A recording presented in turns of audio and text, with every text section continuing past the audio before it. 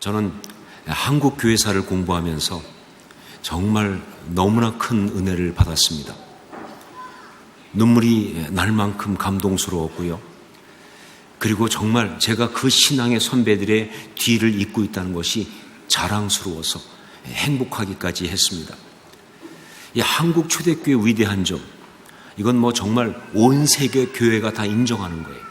자, 그런데 여러 가지 부분에서 정말 놀라운 것들이 많지만 그 중에 한 가지, 별로 부각되지 않았지만 사실은 그게 정말 한국 교회를 그렇게 아름답게 한 아주 핵심적인 것인 바로 한 가지가 있습니다. 그게 바로 뭐냐면 한국 교회의 선교 사역입니다. 한국 교회의 선교 사역. 잘 아시는 것처럼 한국 교회는요, 선교사가 들어오기 전 그냥 말씀만 가지고 자생적으로 세워졌습니다. 그것이 1884년에 소래교회라는 교회가 세워진 그 이야기예요.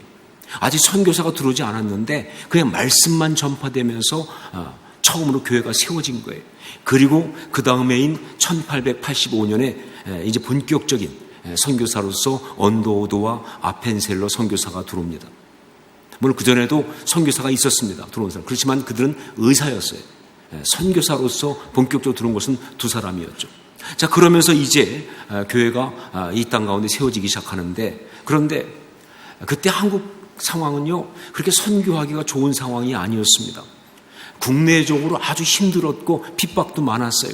그래서 1907년, 즉 23년 후에 동노회가 설립되는데, 이 노회라는 것은 교회들이 모여서 세워지는 가장 작은 연합단체잖아요. 그 첫 번째 하나의, 우리나라 전체가 하나의 노회로 세워진 일이 1907년에 있었거든요. 그 동노회가 세워지는데 그때도 한국 교회가 그렇게 많이 있는 건 아니었어요. 통계적으로 교인을 보면 불과 만 몇천 명, 교회도 몇십 개 정도밖에 안 되는, 정말, 그리고 있는 교회들도 여전히 선교사들의 지원을 받아서 겨우겨우 세워지는 그런 교회가 많은 그런 상태였어요. 자, 그런데 여기서 한국 교회는 아주 놀라운 결정을 합니다. 그건 뭐냐? 이렇게 동노회를 세우고 평양신학교의 첫 번째 졸업생들 7명을 이제 목사로 안수를 하면서, 노회가 있으니까 목사 안수 가능하죠. 그렇게 7명을 목사로 안수하면서, 그러면서 어떤 결정을 하느냐? 그 중에 한 사람, 이기풍 목사를 제주도에 선교사로 파송하기로 결정한 거예요. 7명의 목사를 처음 세우는데 그 중에 한 사람, 이기풍 목사님을 제주도에 선교사로 파송하기로 결정한 거예요.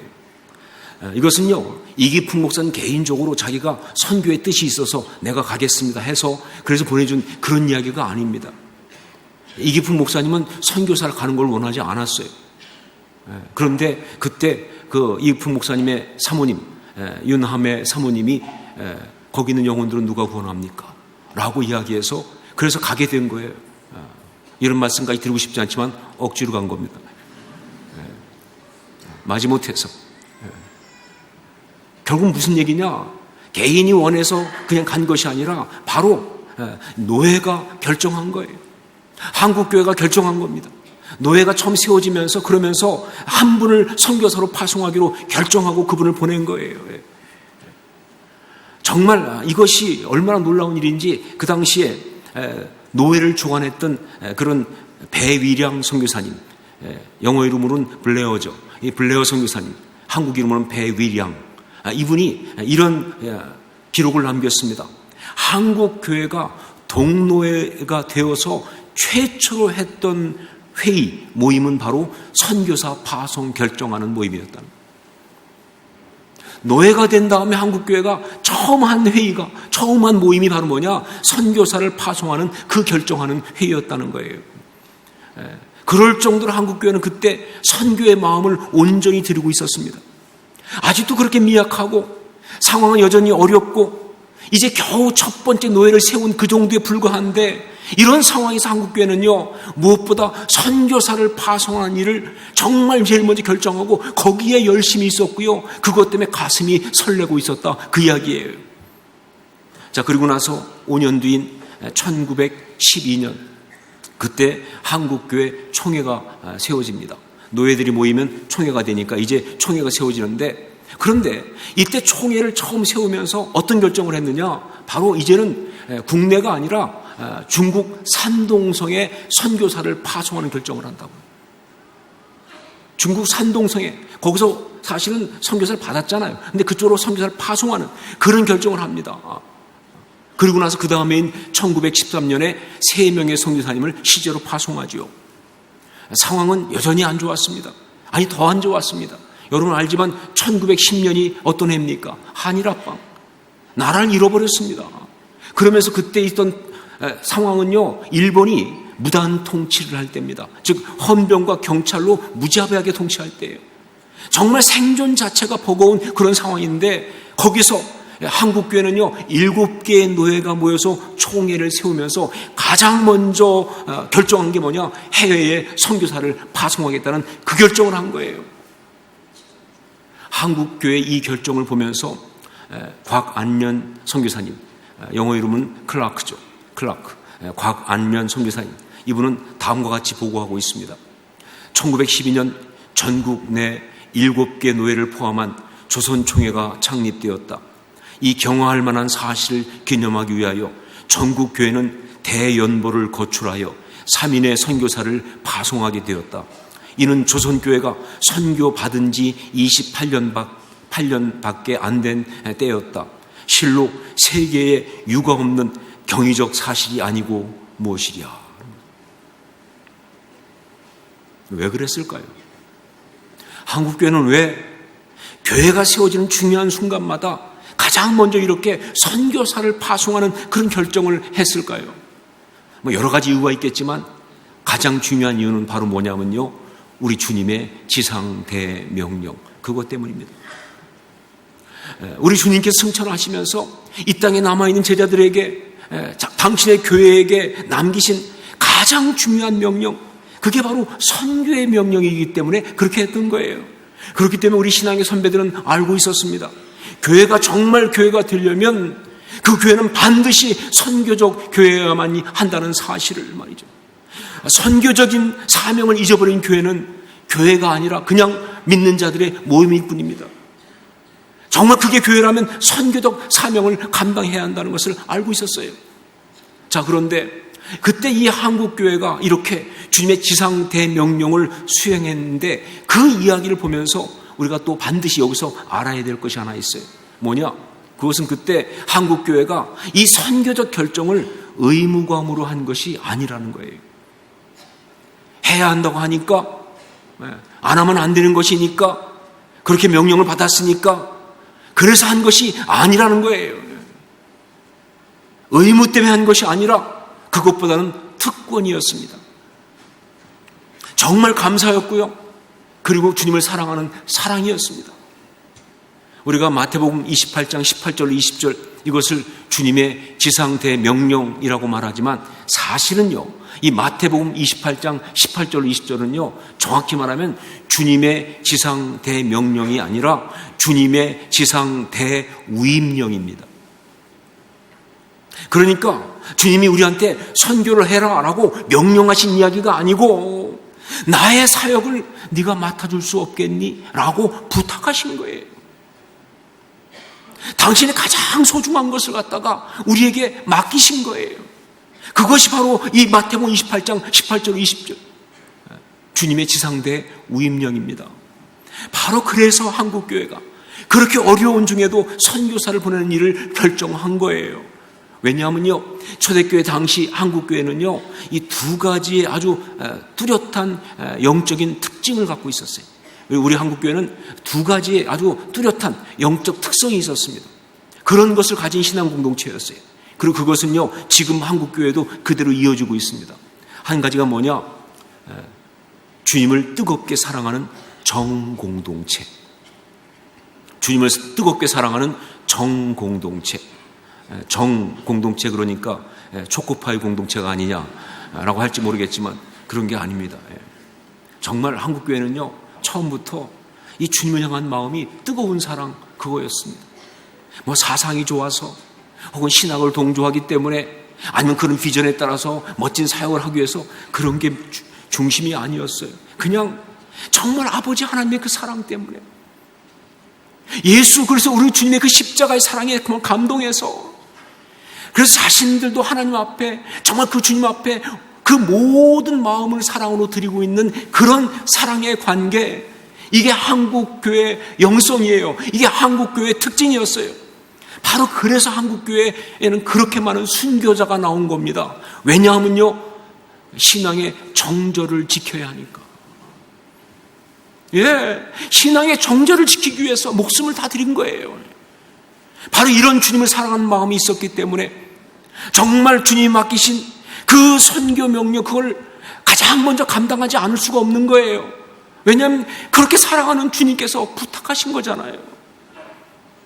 그렇게 사랑하는 우리 주님께서 원하시는 거잖아요.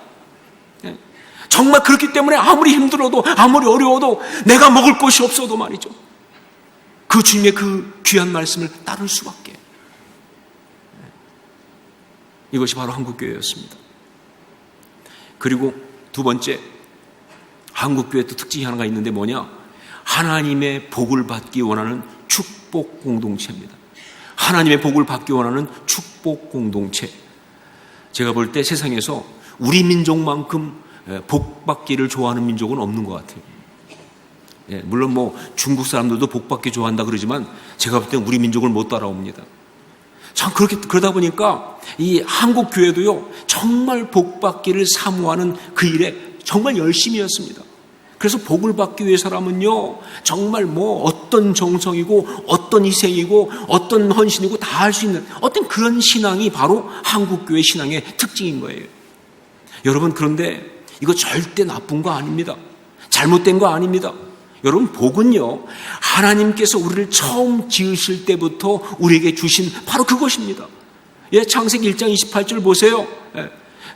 하나님께서 그들에게 복을 주시며 그랬잖아요. 그렇기 때문에 정말 이 복을 받는다는 것은요, 하나님의 창조의 목적을 제대로 이루어 드리는 것, 그겁니다. 그러니까 신앙인은 복 받기를 사모해야죠. 그 복이 잘못된 세상적인 복, 인간적인 복, 타락한 복, 그런 문제가 있지만 말이죠, 그게 성경적으로 제대로 된 복이라고 한다면 정말 그 복 받기를 사모해야 되고, 그 복 받기 위해서 모든 정성을 다하는, 희생을 다하는, 그것은 바른 신앙생활이다 하는 거예요. 여러분, 하나님께서 믿음의 조상 아브라함에게 주신 그 언약, 그 언약의 핵심이 무엇입니까? 그것은 바로 복의 근원 아닙니까? 복의 근원. 우리 창세기 12장 2, 3절 말씀을 함께 읽겠습니다. 같이 읽습니다. 내가 너로 큰 민족을 이루고 내게 복을 주어 내 이름을 창대하게 하리니 너는 복이 될지라. 너를 축복하는 자에게는 내가 복을 내리고 너를 저주하는 자에게는 내가 저주하리니 땅의 모든 족속이 너로 말미암아 복을 얻을 것이라 하신지라. 자, 이 아브라함의 언약, 이 복의 근원되는 그 축복, 그걸 제대로 누리는 게 뭐냐? 그것이 바로 주님의 지상 대우임령, 그겁니다. 그러니까 창세기 12장 2절로 3절 이 말씀과 마태복음 28장 18절로 20절 말씀은 통하는 말씀이에요. 우리 주님께서 당신의 사람들 교회에게 이 대우임령을 주실 때 그건 무슨 뜻이냐? 바로 그 아브라함의 언약을 내가 이루어야 한다. 내가 이루어라 라고 말씀하신 거예요. 그러니까 한국교회가 이 선교의 이 대명령을 가장 먼저 수행할 수밖에 없었던 것이죠. 왜? 그들은 알고 있었습니다. 이것이 바로 영적 아브라함이 되는 길이라는 사실을. 그래서 복의 근원이 되는 그런 것이라는 것을 알고 있었으니까. 그래요. 예수 그리스도를 통한 구원의 아름다운 소식, 즉 복음을 받아서 우리가 구원받는 것은요, 놀라운 축복입니다. 정말 이거 같은 축복이 없지요. 하지만 여러분, 그것이 축복이긴 하지만, 그러나 그 복음을 우리에게 전해준, 그 복음을 다른 사람에게 전해준 그 사람의 복과 비교하면 이건 아무것도 아니에요. 예수 믿고 구원받는 거 정말 놀라운 축복이지만, 그러나 그 복음을 전해주는 사람의 그 복에 비하면 그건 아무것도 아니라니까요. 말씀 보세요. 아브라함에게 말씀하실 때 뭐라고 말씀하셨습니까? 너를 통하여 땅의 모든 민족들이 복을 얻을 것이다 라고 얘기했어요. 땅의 모든 민족들이 복을 얻을 것이다. 그런데 그러면서 정작 아브라함한테 뭐라고 얘기했어요? 너는 복이다 그랬어요. 복을 얻는 게 아니에요. 복이 어떤 혜택을 받는 게 아니라 네가 복이다 그 말. 네가 복이 될지라 그랬어요. 여러분, 복을 얻는 거하고요, 그냥 복 자체가 되는 거하고는 전혀 다른 스토리죠. 진짜 축복은 그게 축복입니다. 여러분, 바로 그거예요. 그래서 한국교회는 처음부터 그 어려운 상황에서도 선교를 시작한 거예요. 단지 복음을 받아서 그 복음을 통해서 구원받는 복음의 수혜자로 끝나고 싶지 않아서 그 복음을 전함으로 정말 그 자체가 복이 되는 진짜 축복을 받으려고 그 일을 감당한 거예요. 여러분, 또한 예수님의 이 지상 대명령 내용을 보세요. 이게 얼마나 놀라운 축복의 이야기인지. 우리 18절로 20절 다시 한번 함께 같이 읽도록 하겠습니다. 읽습니다. 예수께서 나와 말씀하여 이르시되 하늘과 땅의 모든 권세를 내게 주셨으니 그러므로 너희는 가서 모든 민족을 제자로 삼아 아버지와 아들과 성령의 이름으로 세례를 베풀고 내가 너에게 분부한 모든 것을 가르쳐 지키게 하라. 볼지어다 내가 세상 끝날까지 너희와 항상 함께 있으리라 하시니라. 자, 이 말씀을 보면요, 우선 우리가 볼 것이 뭐냐? 이 권세라는 부분입니다. 하늘과 땅의 모든 권세를 내게 주셨으니 라고 주님께서 말씀하시면서 그러므로 너희는 가서, 무슨 얘기냐? 이건 주님의 그 권세를 우리가 위임받아서 사용하는 이야기다 하는 거예요. 여러분, 사람들이 얘기하는 걸 들어보면 알 수 있지만 정말 이 진짜 복은 뭐냐? 권세를 가지고 그 권세를 누리는 게 진짜 복인 거예요. 한국 사람들은 가장 복된 걸 뭘 생각하냐? 권세를 받아서 그 권세를 누리는 걸 진짜 복이라고 생각해요. 돈 많이 갖는 것 그것보다도, 어떤 좋은 집에 사는 것 그것보다도 권세를 가지고 그 권세를 누릴 수 있으면 그것처럼 복은 없는 거예요. 단 문제가 되는 건 뭐냐? 그 권세가 잘못된 권세, 그 권세가 가짜 권세니까 문제가 되는 것이지, 이 권세를 받아서 권세를 누리는 것은 정말 사람이 누릴 수 있는 최고의 축복이죠. 자, 그런데 예수 믿으면서 선교를 하면서 그러면서 누리는 이 권세는요, 세상 권세가 아니잖아요. 잘못된 권세가 아니잖아요. 그건 주님의 권세거든요. 그리고 저급한 권세가 아닙니다. 정말 하늘의 정말 거룩한 그 아름다운 권세거든요. 진짜 권세예요.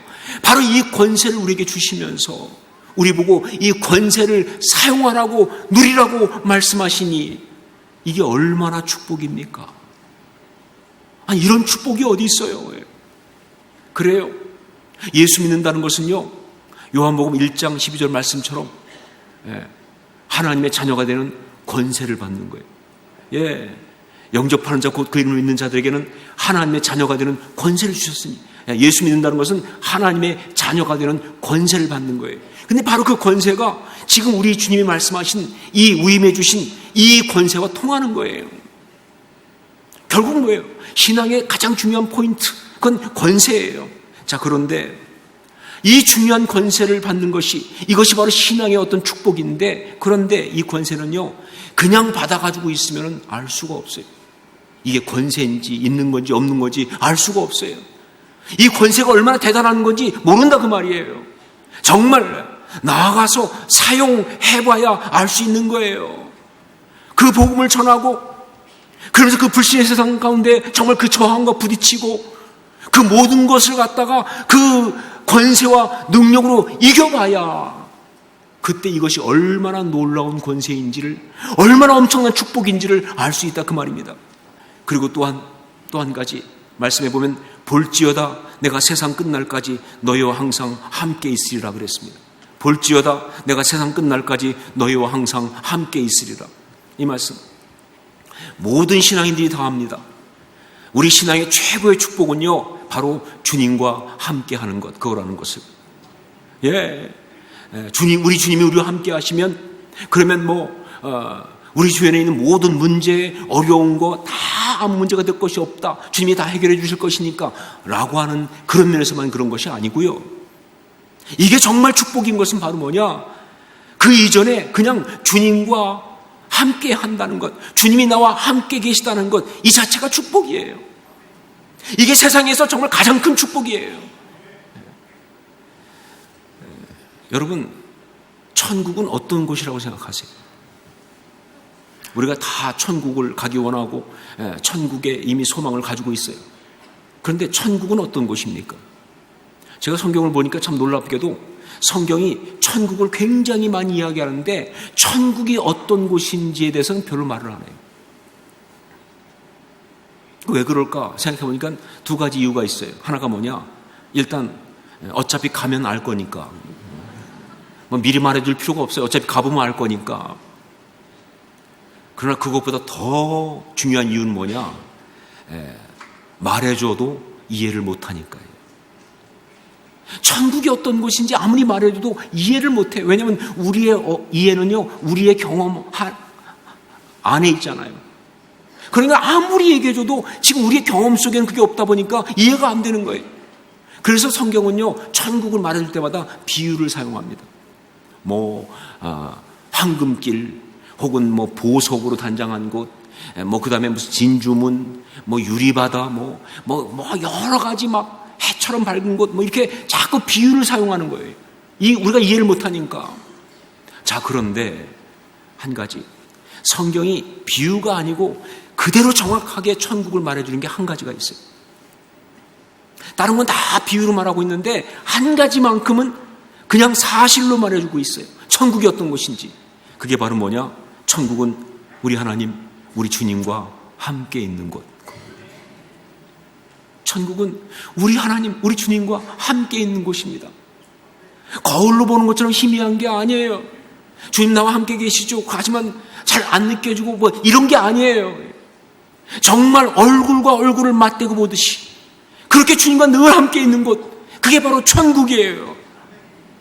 그러니까 볼지어다 내가 세상 끝날까지 너희와 항상 함께 있으리라. 이건 축복이죠. 이건 정말 기가 막힌 축복이죠. 왜? 이건 이 말 아닙니까? 내가 이 땅을 살아가지만 그러나 너는 이 땅 가운데서 천국을 살 것이다. 그 얘기 아니에요. 그렇죠? 이 땅을 살지만 천국을 살 것이다. 축복 중에 축복이죠. 오늘은 2020년 선교 헌신 주일입니다. 자, 그런데 2020년의 상황이 힘들다는 것을 다 알고 있어요. 특히 경제적으로는요, 정말 어려움과 불확실함이 너무 커서 정말 우리를 두렵게 합니다. 그런데 바로 그래서 우리는 더욱더 선교에 헌신을 해야 합니다. 우리의 신앙의 선배들이 그랬던 것처럼 그들은 여유가 있었습니까? 그들은 감당할 만 했습니까? 그러나 정말 그런 가운데서도 정말 그 주의 말씀에 따라서 선교를 감당했던 것처럼 정말 우리가 어려우니까 힘드니까 더 열심히 선교를 해야 돼요. 왜냐하면 이것이 바로 이 어려움 속에서 정말 교회를 참된 교회로 이루는 그런 길이기 때문에, 그리고 이 어려움 가운데 우리가 진짜 축복을 받는 비결이기 때문에, 사랑하는 여러분, 주님을 사랑함으로 그리고 정말 참된 축복을 받기 위하여 우리 주님의 지상 대명령을 믿음으로 온전히 받으시기를, 받들 수 있기를 주의 이름으로 축원합니다.